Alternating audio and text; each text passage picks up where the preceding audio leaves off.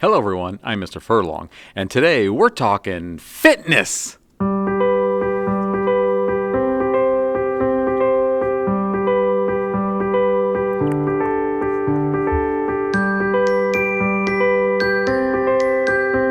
Specifically, how molecules can help with our fitness.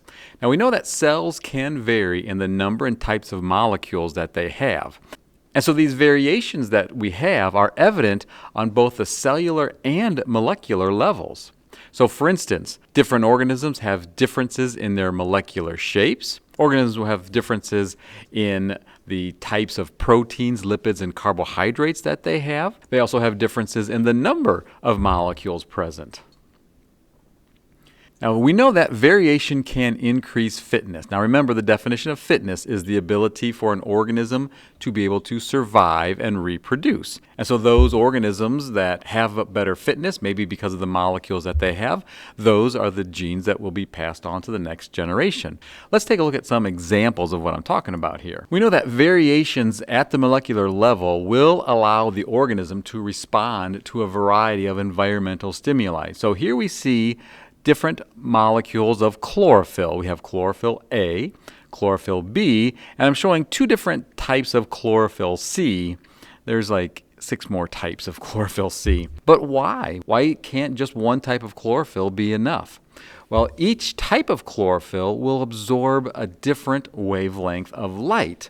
So the more different types of chlorophyll you have, the more wavelengths of light can be absorbed. And if we think about it, the wavelengths of light changes both daily and yearly. So for instance, in the morning and in the evening, you have different wavelengths of light coming in than you do during the middle of the day.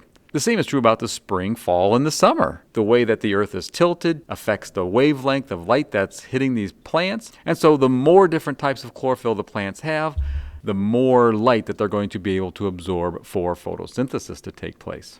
Here we can see chlorophyll A, B, and another type of pigment called beta carotene. They each are absorbing different wavelengths of light. So we can see chlorophyll A is absorbing more in that bluish area, and then more in the red. Chlorophyll B gets some more of that in some of the greenish area.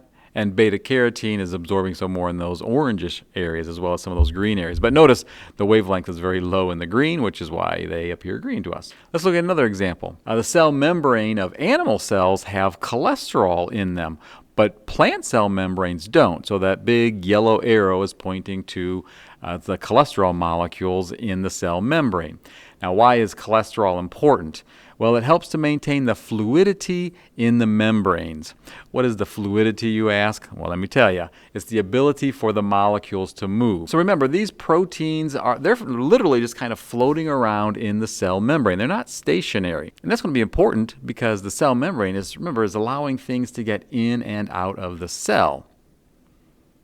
So these cholesterol molecules, they help to stabilize the cell membrane when the temperatures get high, and it helps to maintain that fluidity when the temperatures are low. So you can see the value in having these cholesterol molecules, especially in animal cells, because these things are needed to maintain homeostasis. We gotta constantly have molecules going in and out of our cells. Because cholesterol is a type of lipid, this also helps to decrease water absorption into the cells. Now, why are these things important in animal cells, but why don't plant cells have these? Well, the big difference, remember, is that plant cells have cell walls, and that helps to aid in all of these things that, because the animal cells don't have cell walls, will need to have that cholesterol in there. Let's take a look at one more example here.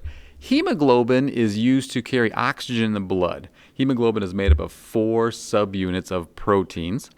And we actually have 2 different types of hemoglobin. So we have something called fetal hemoglobin, which is very efficient at getting oxygen from mom's hemoglobin molecules because the fetal hemoglobin actually has a higher affinity for oxygen. What does that mean, affinity? Well, it simply means that it has a greater attraction for oxygen. So it can pull the oxygen from mom's hemoglobin and put it into the fetal hemoglobin, which is in the fetal blood, so that the fetus can get oxygen. Mom's blood and fetal blood don't mix.